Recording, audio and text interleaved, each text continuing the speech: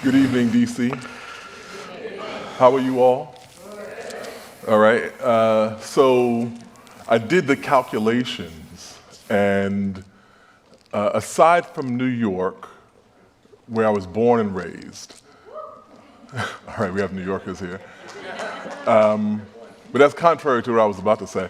Aside from New York, where I was born and raised, there's been no city that's been more formative to my development as a person, as a scholar, as a human being, as a black man. No city has been more formative to me in those ways than Washington, D.C. So I'm greatly indebted. Go ahead, you can clap. All right. I'm obviously indebted to the institution of Howard University. Of course, Howard folk, my Bison people. But I'm also indebted to lots of the other institutions in and around DC that were instrumental in my development, including this one. And I spent many hours in here. In fact, I remember, I had a job delivering packages, and sometimes I have to take packages past here, going to federal buildings, and it was a losing battle. I'd be going past the library, and I'd be like, I'm gonna duck in and check the history section for just a minute. The people are waiting like, oh, documents, those documents will be here any minute. And I'm like, what happened in 1863 over here? I said to say that I spent time here and I learned a lot here, and I'm deeply appreciative of the opportunities. To this day, I was on a panel about what's right with America. And people think that if you're left, if you're on the progressive side, you hate America, which I'm going to actually grapple with a little bit in my comments today. And they said, what is right with America? And I went through, my first point was public libraries. I mean, if you think about it, it's a really absurd principle. There are objects which people sell for money called books, and the premise here is that give us all of these things, or we'll purchase all these things that people sell otherwise, and then just give them to the public. Just by being part of the public, you're entitled to come here and read, or music, come listen to music, or multimedia, or video, or any of these things that people are actually charging for. And so my sense of interacting with libraries is always kind of like, has anyone actually caught on to what these people are doing? Like, I'm just waiting for like the bullet point. The public library is denounced as socialist scheme. So I say all that as a preface to say why I'm very happy to be here today. It's also notable that this institution has represented the best of this community in DC for a half century. And that is no small feat, particularly given the circumstances that surrounded the death of Dr. King in 1968, and the kind of eruption of pent-up frustration, the dashed hopes for nonviolent, peaceful betterment that seemed to have evaporated as that bullet whistled toward the balcony in Memphis on April 4th of that year.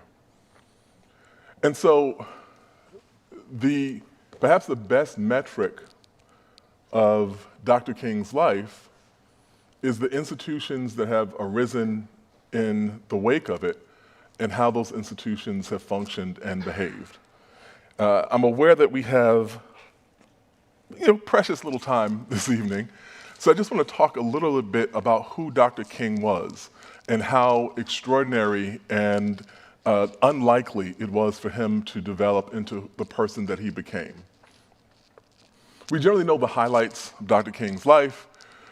Born in Atlanta, went to Morehouse, got a PhD at Boston University in systematic theology, became the leadership figure associated with the Montgomery bus boycott, which launched him into a national platform, winner of the Nobel Peace Prize, assassinated at age 39 in Memphis in 1968. One of the things that happens, I know this from teaching history, is that we tend to teach history as the outcomes that we achieved, the outcomes that we saw were the inevitable result of everything that came before it. And we don't think of all the possibilities and all the alternate paths that could have evolved. Dr. King was born into Atlanta, a city that had a fragile but significant black middle class. And the reason that this was fragile was that that middle class had largely been purged. So first off, Atlanta was atypical of southern cities. It had a thriving, educated class of black people as a product of there being multiple black colleges that were established there. Atlanta had, in the post-Reconstruction period, a reputation for having been more liberal than other cities, and their definition of liberal was that they actually let black people vote. And so there was black political participation. A black business class arose in and around Edgewood Avenue and Peachtree Avenue and the kind of square sectors that surrounded Dr. King's home, and Auburn Avenue, of course. And in 1906, in the midst of a heated and very much race-baiting gubernatorial campaign, a riot erupted in which multiple black people were lynched. Bodies were stacked at the base of the statue to Henry Grady, who had preached Southern reform. And the black businesses were targeted and attacked, and so on. At the same time, in the aftermath of this, Atlanta did something highly atypical of southern cities, which is that they created a committee of 12, which was 6 black civic leaders and 6 white civic leaders, and they were supposed to create a kind of path forward that would prevent the city from ever experiencing that kind of disaster again. The logic of it was that decades later, in the midst of the civil rights movement, when Atlanta branded itself as the city too busy to hate, kind of distancing itself from the violence of its southern urban siblings, James Baldwin correctly amended that phrase to say it was the city too busy making money to hate. And what that meant was that the business elite of both races wanted to prevent this kind of violence because it was bad for the bottom line. And so to this day, if you visit Atlanta, if you've ever driven in Atlanta, you know it can be a frustrating experience because no street stays the same for more than a mile. If you are on Glen Iris Street, if you're not paying attention, you'll wind up on Randolph Street. If you are on Decatur Street, you'll wind up on DeKalb. And so it's a very weird kind of thing. It's almost as if a person couldn't make up their mind. It was like, what does it want to be? Oh, I don't know, make it half this and half that, you know? In reality, there was a kind of municipal coding. Black people were allowed to live on the street as long as it was Randolph. When it switched over to Glen Iris, you were not to be ever found on that side of the locale. It was a coded and, for the time, fairly ingenious mechanism of ensuring that nobody was where they weren't supposed to be. And if nobody went where they weren't supposed to be, you wouldn't have the same sort of eruption of violence. This is the circumstance, the cradle that Dr. King was born into. When he went to Morehouse and following his father's footsteps, he had grown up in this comfortable middle-class household. He was never supposed to take the route that he took. The established path Dr. Du Bois talked about the talented 10th. Black people, college-educated black people, were nowhere near 10% of the population at that point. They were actually about 1% of the black population at that point. But the established path was that he would take over the reins of his father's church, live a comfortable bourgeois life, and marry Coretta, although that wasn't the first person that they thought he'd marry. But he would marry a woman who was suitable, who would be maybe the choir director in his church, and that would be about it. There's an important civic and social function for black clergy. Instead, they produce a radical. And this is in part a product of the time period in which he grows up. One important thing, by the way, when we think about Atlanta, there's a kind of sentimentalist approach to segregation that also blossoms in that point, most closely associated with the film Gone with the Wind. That film premiered not in Hollywood, not in New York, but it premiered in Atlanta in 1939. The significant part about it was that they just kind of rolled out all the Southern nostalgia for this premiere. All the Hollywood types came to the South and they said, we're going to make this an event. You know what we need? You know what we need? We need a Negro choir. And so they have this Negro choir that they put together. And in this choir, singing Black spirituals and hymns, is a 10-year-old Martin Luther King. I think he's a little bit older than that. And so this is where the life trajectory is supposed to be. It's not until he gets to Morehouse and graduates from Morehouse, enters at age 15, and then begins to be exposed to the ideas that ultimately wind up radicalizing him. In order to give kind of full credit, we talk about Martin and Coretta as a kind of pair, but we only think about the Martin side of that equation. One of the things that does is it airbrushes out, it copy edits out just how significant Coretta's contributions were. Not as a wife, not as a spouse, but as an intellectual counterpart. We don't know, for instance, that Coretta Scott King was an activist before Martin Luther King was. That she was an activist in college, that she had an independent career as a young person concerned about social issues, where we don't see the same sort of social concern in Martin's early years.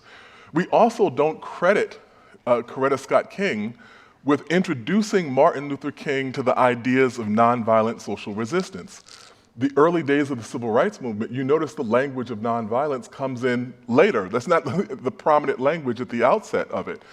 Martin Luther King is influenced by Coretta, and he's also influenced by Bayard Rustin, who is a decade or so older than, actually more than that, older than King, and had been involved in nonviolent struggles for many years before that.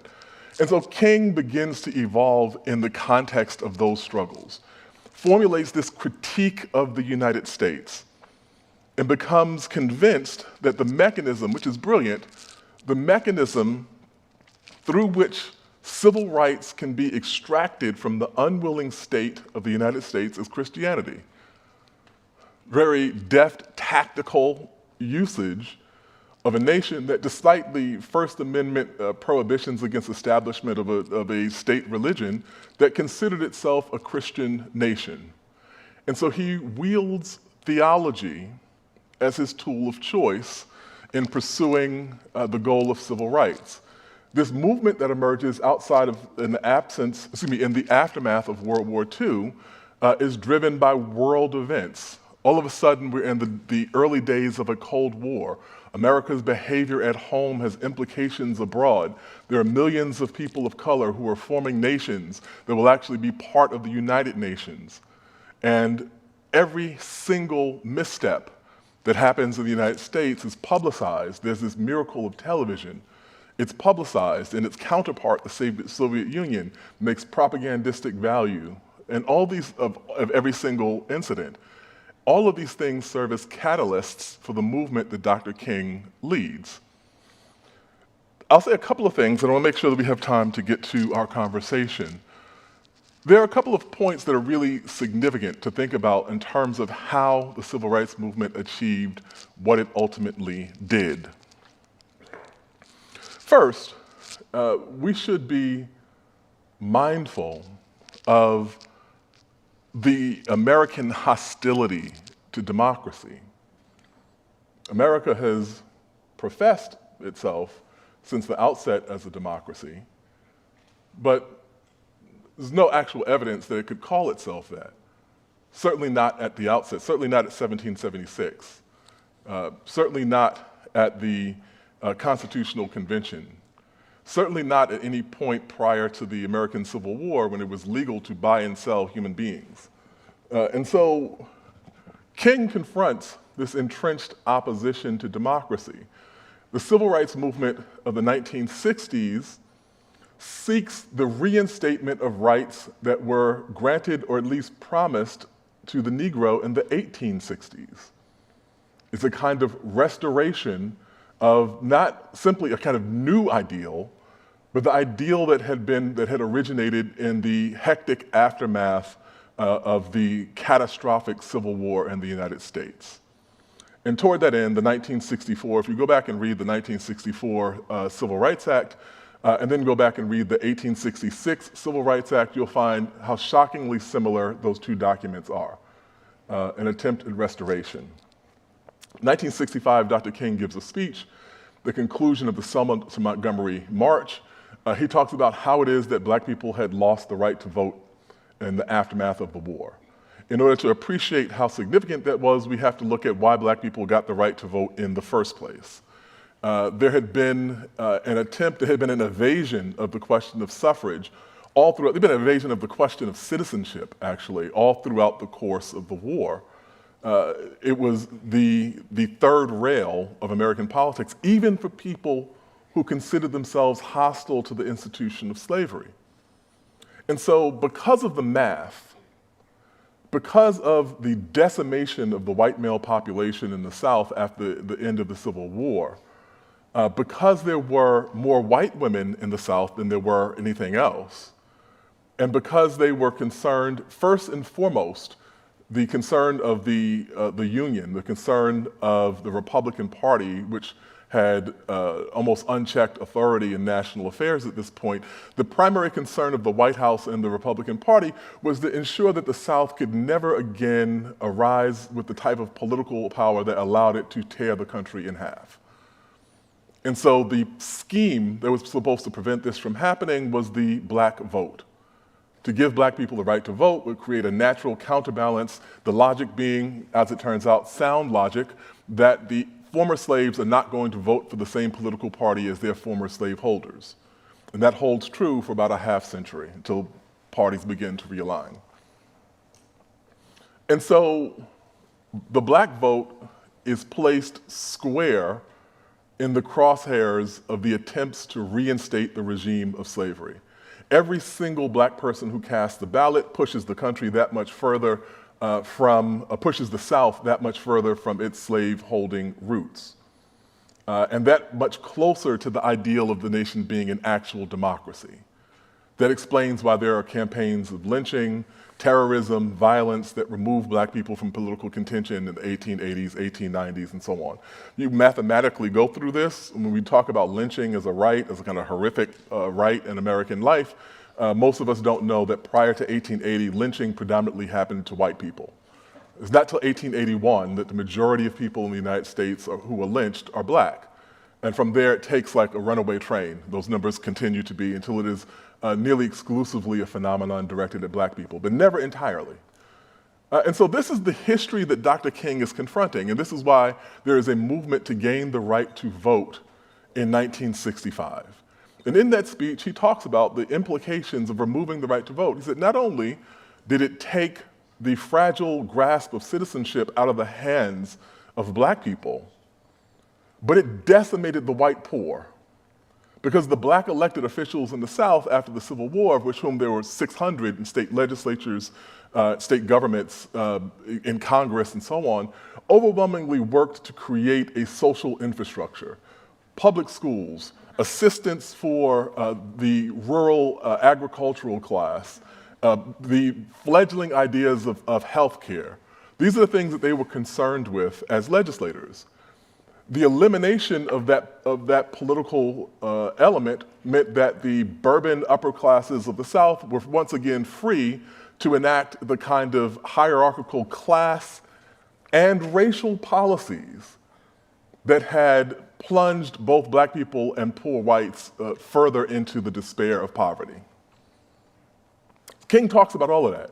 We think that he didn't care about the kind of interracial nature of exploitation and oppression until 1968, at the end of his life, when he was part of the poor people, organizing the Poor People campaign. It's actually not true. He's thinking about these ways, the ways in which racial exploitation can reinforce class exploitation and vice versa. He's thinking about those things much earlier in his life. And so, by the conclusion of King's life, the passage of the Voting Rights Act, the passage of the Civil Rights Act, the various civil rights victories that there had been at the Supreme Court, They've launched an attack upon the edifice of racial subordination in the United States. I'll just say two quick things to wrap this up, because I want to get into our conversation here.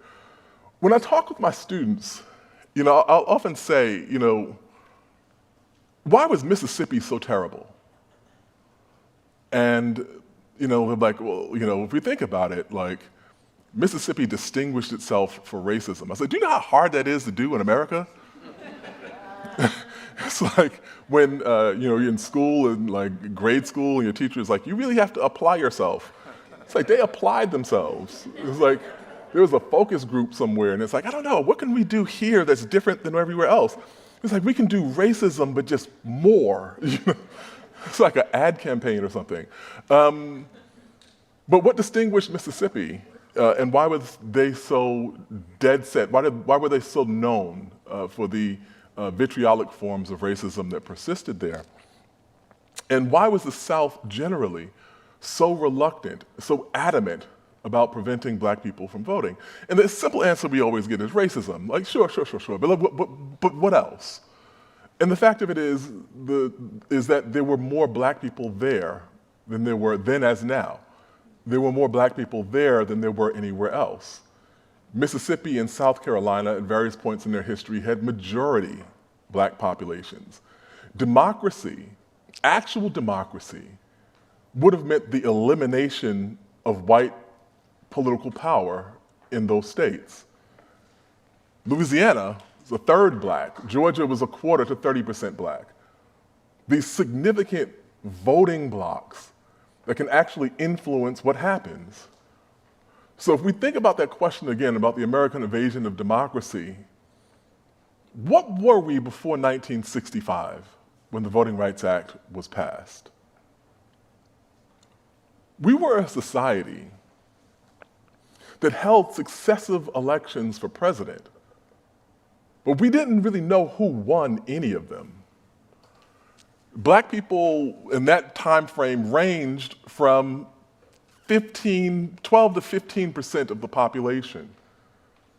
And then in some states, they were the majority. We don't know what the Electoral College results would have been for any election prior to that.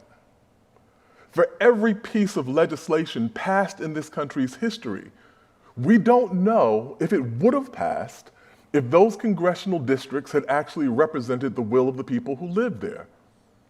So none of its legislation was democratic. None of its presidential elections were democratic.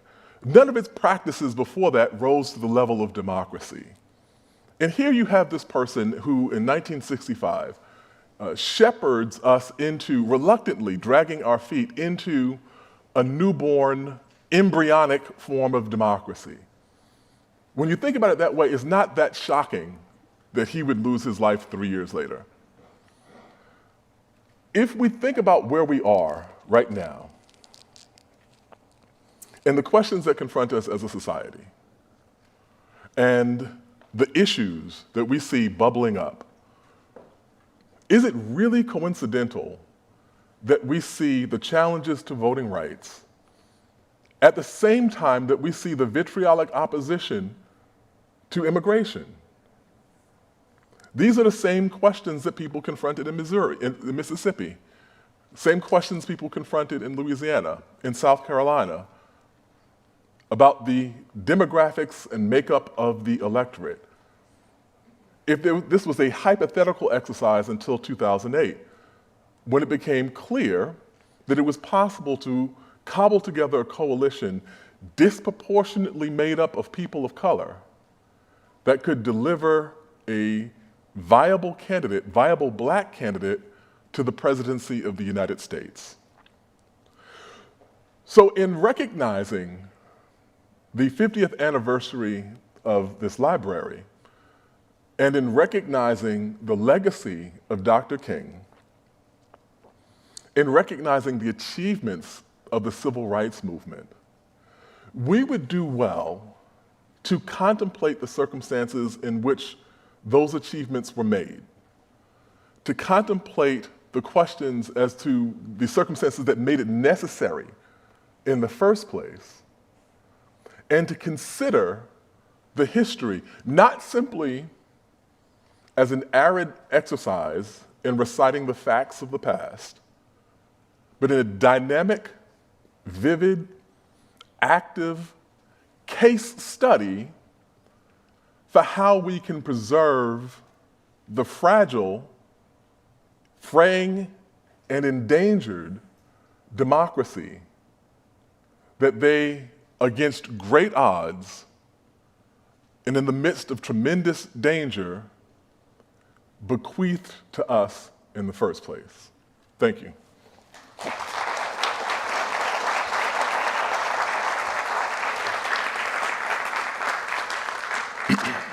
Dean Cobb, can everyone hear me? Yes. All right, Dean Cobb, thank you very much for that. Thank you. Before we came out, Dean Cobb and I were doing some reminiscing. We were in the same dorm at the same time as freshmen in Drew Hall.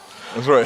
Yes, and I kidded him because he was on the 5th floor of the penthouse. Yeah. And I was on the It third. really was not a penthouse. And I was on the 3rd floor because there's a third world. And so they didn't really socialize with those of us on the third world, the 3rd floor of Drew Hall. So it's an honor to be here.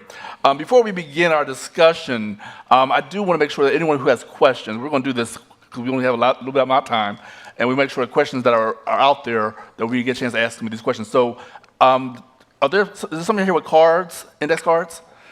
Oh, right. I can't see a thing with these lights in my face. Is that a yes? Yes, ma'am. I see. Okay. All right. So if you have a question, please raise your hand. Someone will give you an index card, fill out the question, pass it back to that person, and they will make sure that we get the questions. We will not be taking questions directly from the floor. We will not be asking if you're raising hand in that nature. So if you do have a question, please raise your hand so that someone can pass out an index card. I see some questions coming out already. And we will make sure to collect these cards and ask the questions. Dean Cobb, first of all, let's talk a little bit about it was interesting. On Monday, we talked earlier about this, and as I was celebrating Dr. King and his legacy, I got a chance to, I put on Pandora, and my entire house was full of Pandora for King, the Martin Luther King channel, celebrating his birthday. And it was the first time, I will admit, that I was able to really listen to his speech prior to I Have a Dream. And I was struck by several things. One of the things I was struck by was how he talked about police brutality. And as you all heard, back in 2015, I spent a year looking at police brutality and fatal police shootings. In 2015, I'm addressing this issue that Dr. King addressed back in the 60s. And then this past year, again, doing another story, another year-long investigation on police officers who are charged and who rack up multiple lawsuits due to police brutality. It is amazing that police brutality is the common thread throughout the year. And here we are with George Floyd, police brutality. But before we talk about that, one thing that jumped out at me was what was missing in Dr. King's speech. He talked about Jews and Gentiles, black and white. But I never, if you listen to a speech, somebody probably even heard this, I never heard him mention women. It was always men, men, men, men. Can you talk a little bit about that? Sure. So there's an interesting thing. There's a thing that Angela Davis once said about Malcolm X that is, I think, applicable to Dr. King. She said, Malcolm couldn't possibly have all the answers because all the questions had not even been asked yet. And the same thing with Dr. King. So the forces that shaped him, in this moment of anti-colonialism, this moment, kind of dawning era of mass media and all of these cross currents that we have to understand if we want to understand the movement, was also steeped very much in the patriarchal politics of the black church. King came from that tradition. And so rhetorically, there's kind of things that are jarring to the ear now in King's rhetoric, where he was like, all men should be brothers.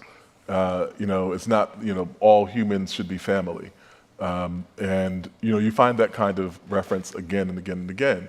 In a more practical sense, King had no real frame of reference for viewing women as equals.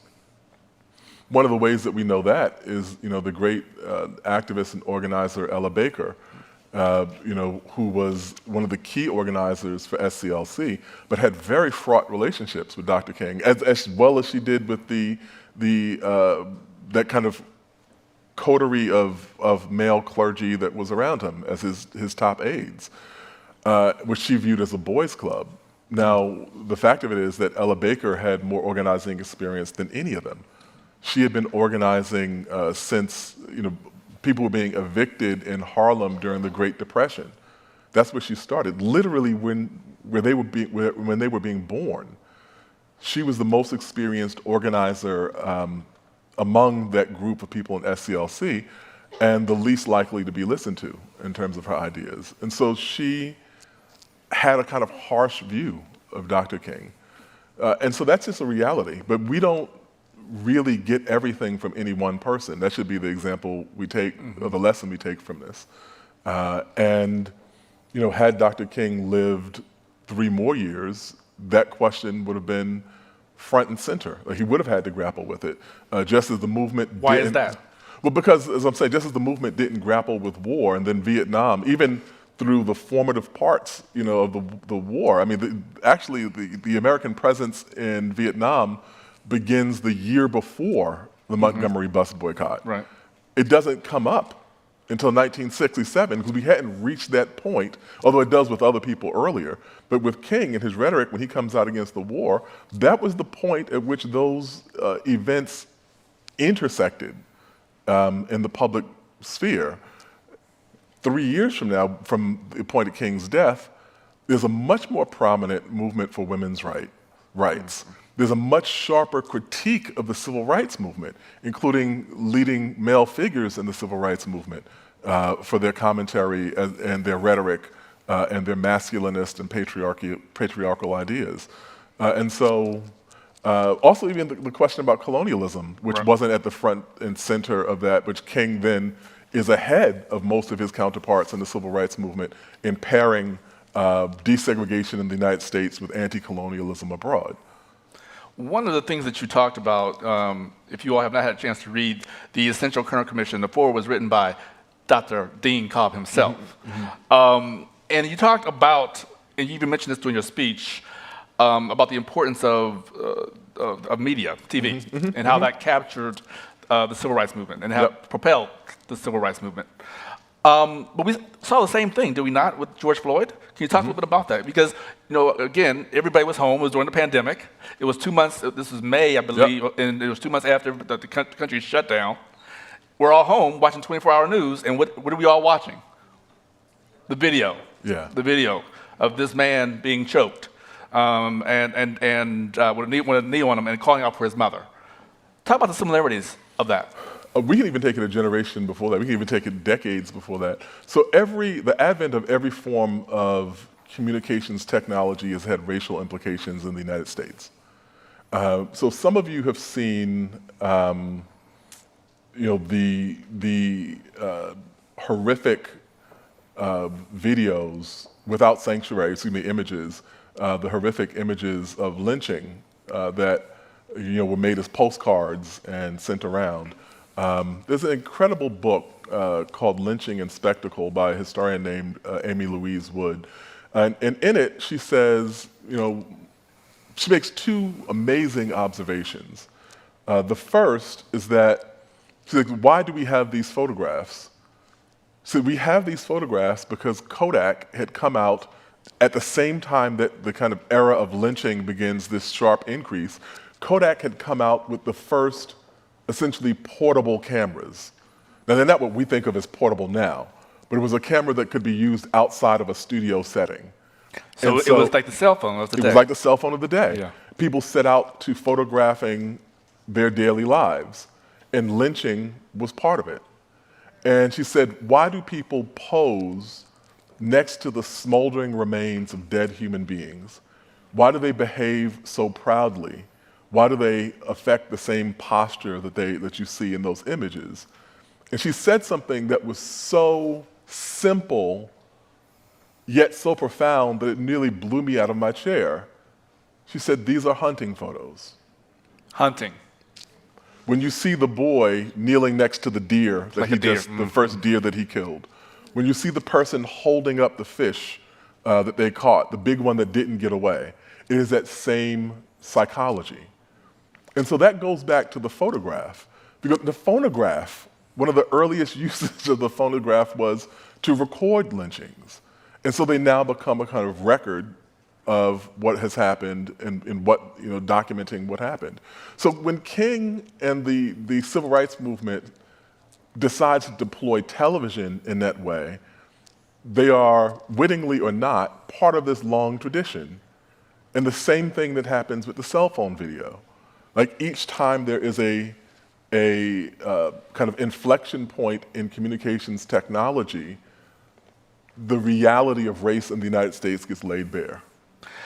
But are we approaching a point where we are now becoming desensitized to these videos? I noticed, and people here in D.C. will know that the D.C. teacher who was tased in Los Angeles, Keenan Anderson, just a few weeks ago. Yeah.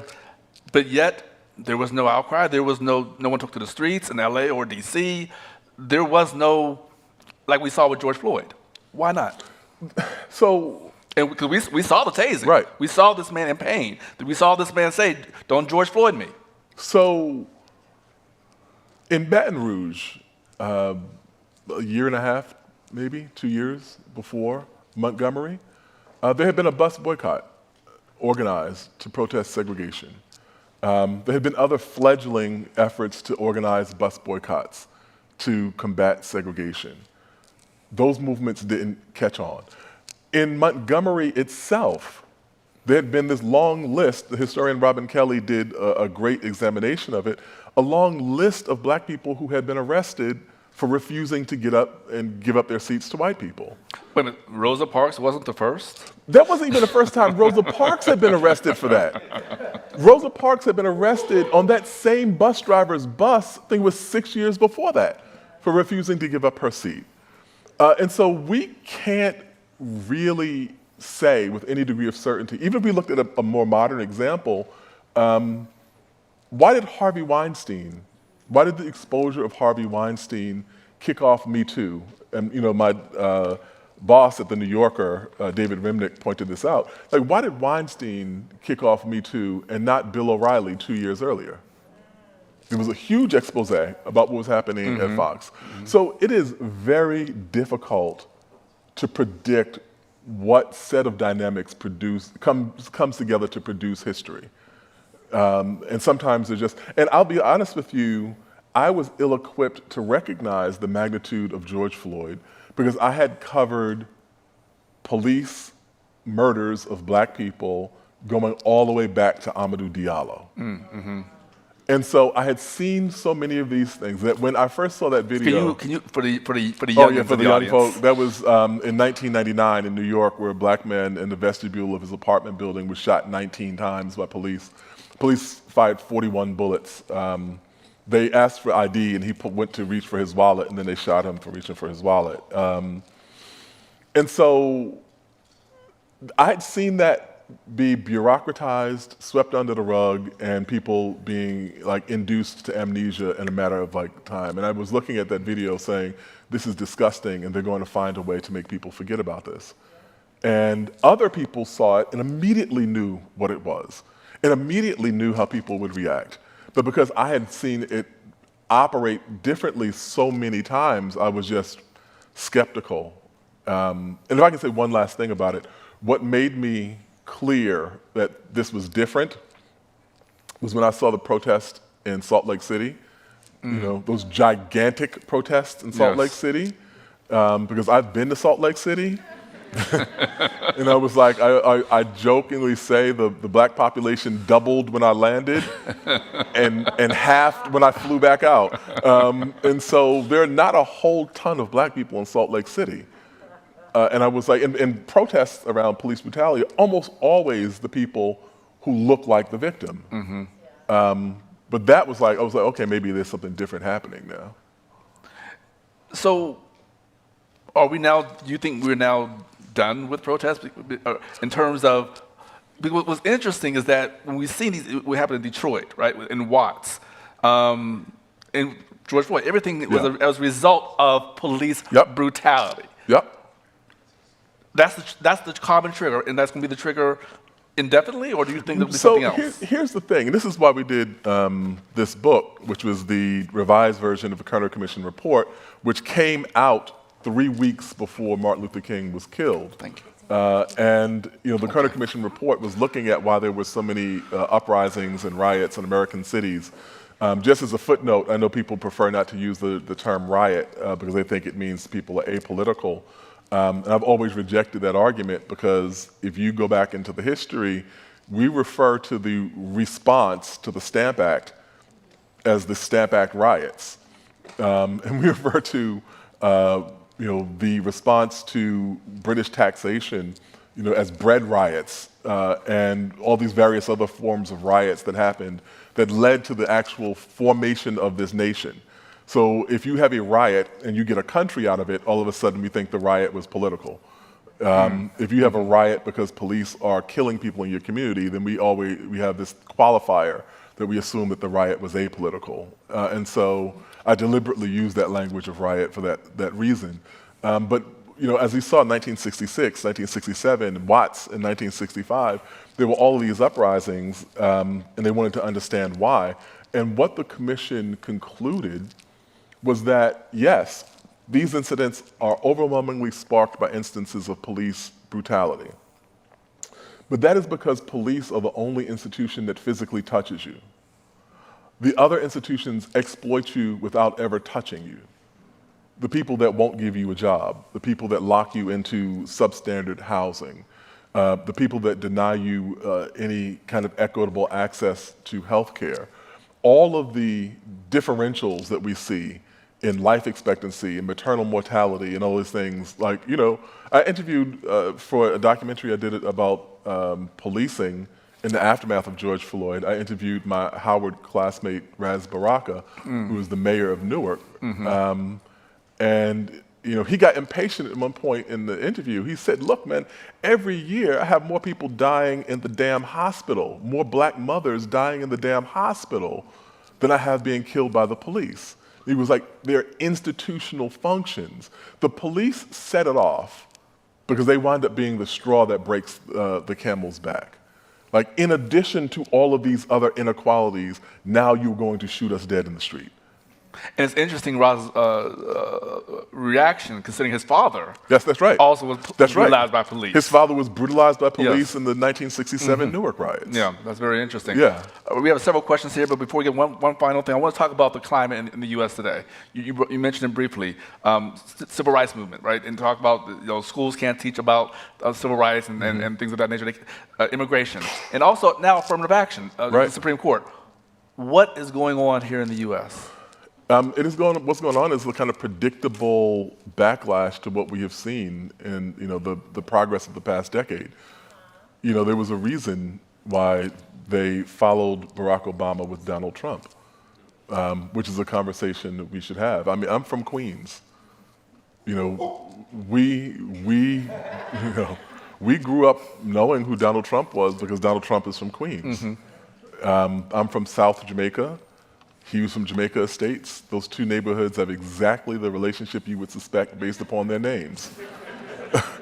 And that I don't want to go down the whole rabbit hole on this, but toward that thing we said about demography and population, Queens is statistically the most diverse, ethnically diverse county in the United States, among the most ethnically diverse counties in the world, more than 800 languages spoken in Queens. It is not coincidental that the most xenophobic nativist president in modern American history is a product of the most diverse county in the entire country. Like, there is a relationship between those two things. Real quick, you might have already touched on this. What do you, briefly, the legacy, history-wise, legacy of Trump, legacy of Obama? So I think the thing is, like, for historians, we don't do like the predictive kind of thing. How convenient. No. What I will say, though, is that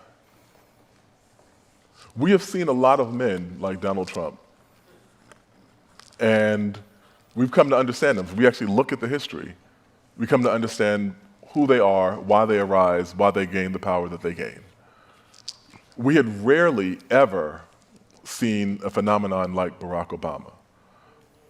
That if we're arguing about what represents the past and what represents the future, that I think is a reasonable articulation that the 45th president represented the past and the 44th one represented the future. Will this country have another African American president in our lifetime? I don't know. I think that what happens is that it's like Jack Johnson.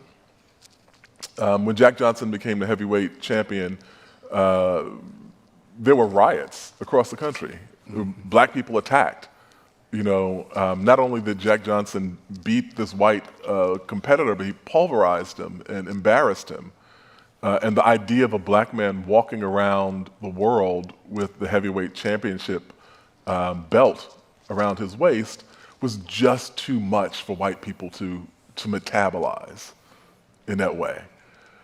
And there wasn't another black heavyweight champion for almost 30 years. And there's Joe Louis. Right.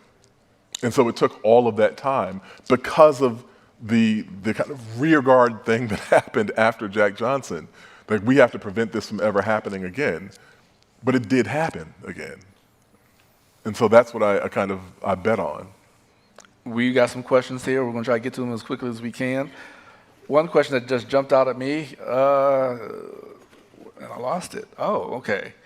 How can a white person subvert the white community's efforts to whitewash Dr. King's legacy?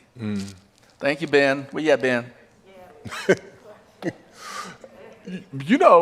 I think that when we look around, there were a lot of white folk who were doing that at the time. The people who were in the trenches, it's a matter of conscience. And I think that it's not simply Dr. King. If we think about Yuri Kochiyama, who was, famously in that image of Malcolm X as he's dying, the Japanese woman who's cradling his head. She's long history of involvement in radical politics. She traveled the road that she traveled because her family had been interned in World War II as Japanese. That started her out with this critique of saying, I am going to oppose every form of exploitation of every kind of person. And so what Dr. King was articulating, what he was coming closer to articulating toward the end of his life, was the idea that there are many fronts for us to fight on. And so for the white person, one, to educate yourself, to be in dialogue with people who are waging the struggles of Dr. King, for black people to educate yourself about what is happening with people who are in the LGBTQ community, not that those are necessarily two different communities, but for black straight people to understand what those struggles are. For all of those groups to understand what is happening with disabled people, to understand why there is this resurgence of anti-Semitism in this country and what feeds that. Dr. King laid that out when he said injustice anywhere is a threat to justice everywhere, as he said that in the letter from Birmingham jail. And to kind of put a kind of bow on this, the first time I read the letter from Birmingham jail, I'm actually going to get emotional about this. The first time I read the letter from a Birmingham jail, I was a freshman. I read it in the Founders Library. And it made this indelible mark on me that we talk about King as an orator. We don't really talk about him as a writer. And I, at that point, had these aspirations to write. And I remember being shaken by it because I confronted the idea that I might not ever in my whole life write anything as powerful and as beautiful as that letter. And so I think that's really the indictment that he laid down there is where we pick up and how we continue to kind of move on. What part of that letter really resonates with you? Oh, so much of it. You know, when he talks about what it's like to explain to his children why they can't go to the recreation park, when he talks about the hypocrisy of his clergy counterparts and how they have reconciled themselves to the kind of ongoing oppression of black people, and then believe that they are able to dole out the pace at which the incremental changes should happen. You know, and he writes this letter that is like, I mean, it is the most eloquent way of saying fuck you that you've ever seen. You know, but that's really, you know, what's at it. Then also, when we consider the circumstances, you know that Dr. King wrote that letter on scraps of paper, including toilet paper, that were smuggled out over the course of visits to him in the Birmingham jail. Smuggled out by whom? Smuggled out by, it was one of his lieutenants, I don't want to get it wrong, Okay. but it was smuggled out over the course of time, that he's giving them these documents that are then assembled into that letter. And so it's like Frederick Douglass. It's one thing to think you could write as well as Frederick Douglass, which we probably couldn't. But could you write that well never having been taught to write? Mm-hmm. And it's like, it would be like if we said, here are the rudiments of basketball. Here's this ball, you have to dribble it and put it in this hoop, and then put you up against Michael Jordan, and you win. It's like that. The Michael Jordan of the 80s. Michael Jordan of the 80s, right, that Jordan. But the last thing to say about that is that when we look at American literature and American kind of statesmen and so on, like, you know, Frederick Douglass in the 19th century is like every single person that the United States has to offer to the world in literary context. Douglass is the equivalent. They're equal. And so, or Anna Julia Cooper. I don't want to just talk about men, but you talk about the intellectual context that Anna Julia Cooper arose in, and what it meant to both be black and female, and to be the towering intellectual that she was. Okay, we're gonna go. We have a few more minutes. It was just one question. All right, Yeah, I'm gonna do speed round. Okay, speed round. A dean saying he's going to do a speed round. Okay, well, let's see. That's almost as bad as a preacher, right? Well, speaking of preachers, there we Lord. go. If Dr. King were alive today, do you believe that he would choose theology as his route to his civil rights? And then, and I'll piggyback on that, part B of that question, the black church today, would it be on the forefront of a civil rights movement, or has black church lost its power? I'm convinced that if Dr. King were around today, his main tool of achieving social justice would be TikTok videos.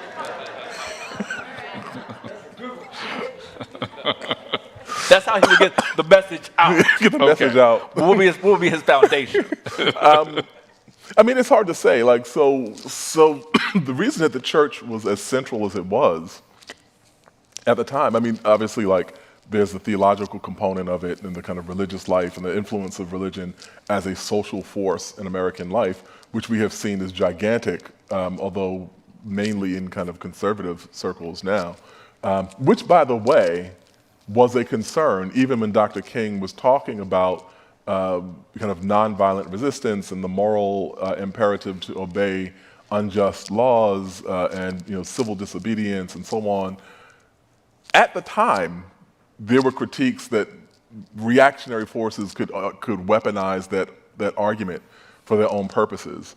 And that is certainly what we have seen around everything from COVID mandates to election denialism to everything else that has been associated with a kind of white Christian nationalist movement that has taken kind of King's ideas and applied them to this kind of backward march, this rearguard march.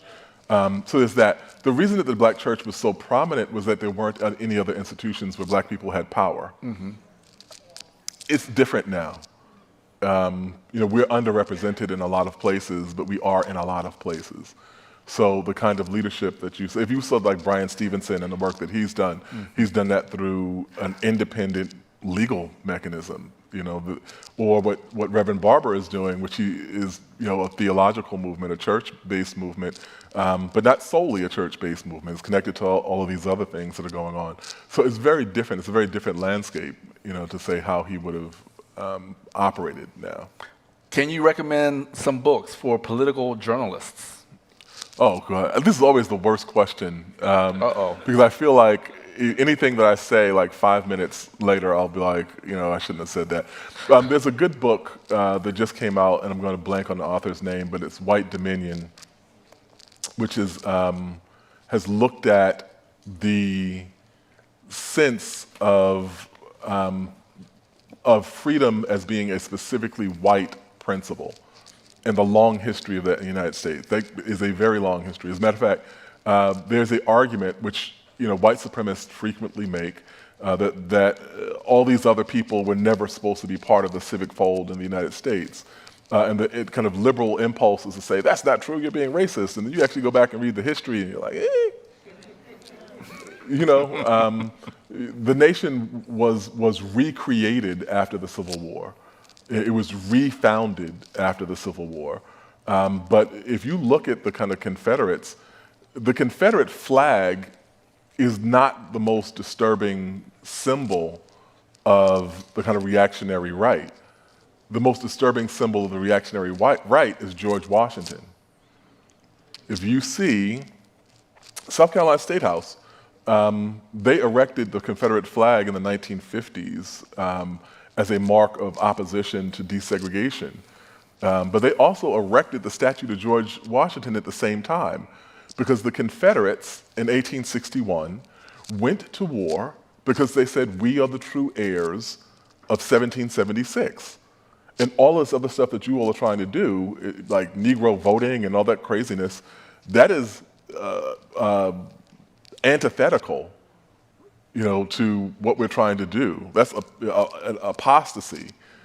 And so there's a lot of evidence for that argument. And so it's hard to say. Anyway, I'm sorry, I'm going afield. One more book, and then we'll move on to the final question. You said White Freedom. Nicole Hannah-Jones' book, The 1619 Project, I think is a really good collection. I think that's very useful for lots of reasons. If I were, at the risk of being immodest, I would also say The Matter of Black Lives, which is the collection that I edited with David Remnick. So. And final question, what do you think would be the best way to commemorate Dr. King's holiday for individuals like ourselves? What should we be doing each year? I think that when people struck upon the idea of a day of service, it was, I think, brilliant. The most respectful thing you can do for an activist is to be active. And the most valuable testament to Dr. King's influence is to safeguard, and not simply Dr. King, but also like the nameless, anonymous people who got clubbed and beaten, whose insight and intelligence and contributions, have never been properly documented. The entirety of the movement, not simply Dr. King's component of it, but the most honorable thing we can do is to fight like hell to make sure that what they won is not erased and not taken from us. Indeed. Mm-hmm. There you go. President. Thank you. And what was that final quote? The most respectful thing you can do for activists is to do what? Y'all listening? Okay, very good. Ladies and gentlemen, thank you very much for your time. Please join me again celebrating Dr. Johnny Cobb. My Drew Hall brother. My Drew Hall brother. Appreciate you, man. That was awesome. Thank you. Thank you. Thank you.